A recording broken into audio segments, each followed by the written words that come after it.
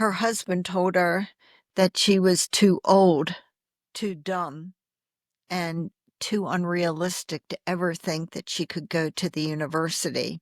He didn't raise his voice. He didn't curse. He just looked at her like she was being ridiculous. You can't even cook a decent meal, he said. What makes you think you can keep up with the 18-year-olds? This is Annie's story, and I'm telling it for her.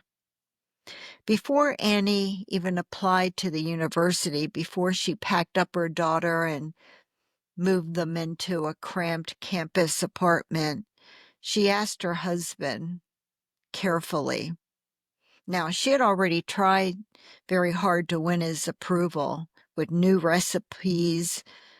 She even bought a sewing machine, thinking that if she poured herself into domestic duties, he'd finally see her and see her as someone worth loving. But you know what? It was never enough. So one day, tired but hopeful, Annie said, I've been thinking about going back to school, maybe even veterinarian medicine someday. She knew it was a long shot, her husband looking at her seriously.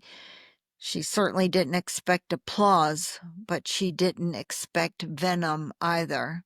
You're already 25. You got a kid. You're too old. You're not cut out for that. School takes time, money, energy, all of which you have none. You think you can be a student and still be a good wife and mother? No way.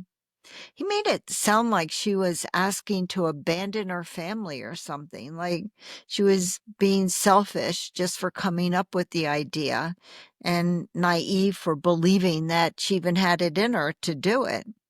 If you want to leave the household during the day, get a job, a real one, not some fancy one, but get something that's really going to matter. Annie didn't say anything back to him. She swallowed the shame and walked away. But one night, her husband just pushed her too far. Words became threats, threats became fear, and fear became resolve. They had already there had already been bruises inflicted on her spirit, if not on her skin, but that night everything cracked wide open. The next morning, while he was gone, Annie loaded up her little girl in the car. They drove to the bank. She applied for a student loan and she got it. Then she found a small, low income campus apartment and she enrolled in school. Her hands were shaking, her knees were weak, but she was done letting the narcissist decide who she was. You know, she didn't have a roadmap. She definitely didn't have a safety net, but she had grit, prayer, and the knowledge that her daughter was watching. Because Annie could not and would not let Bella grow up thinking it was normal to watch a woman be broken. This one's for you. If someone told you you wouldn't make it, if they use words like realistic to talk you out of your dreams, if they made you feel irresponsible for wanting more for yourself, if they told you a mother's love meant totally giving up your own life, this one is for the day you chose yourself, even if your hands were shaking, even if it meant leaving your family home with nothing but a student loan and your baby in the back seat. You are never too old, never too late, and definitely never too stupid. You were coming into your own.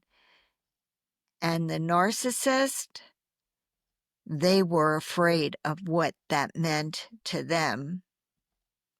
I'm Kyle Hackley, attorney and author of Undercurrent and the host of the Are You Annie podcast. Annie may be fictional, but her story, it's real. And Annie is a part of all of us that finally said, that's enough. She didn't wait to feel brave. She acted first. and the courage, it eventually came. I want you to know that I honor your truth. I want you to remember that you are stronger than you ever believed, that you are a warrior against narcissistic abuse, that you are tenacious, and I never want you to give up on what you believe in. Until next time, please take care of yourself. I want to thank you for being here and staying until the end. And I know you're here. I feel you. Thank you. And I look forward to seeing you in the next episode. Bye for now.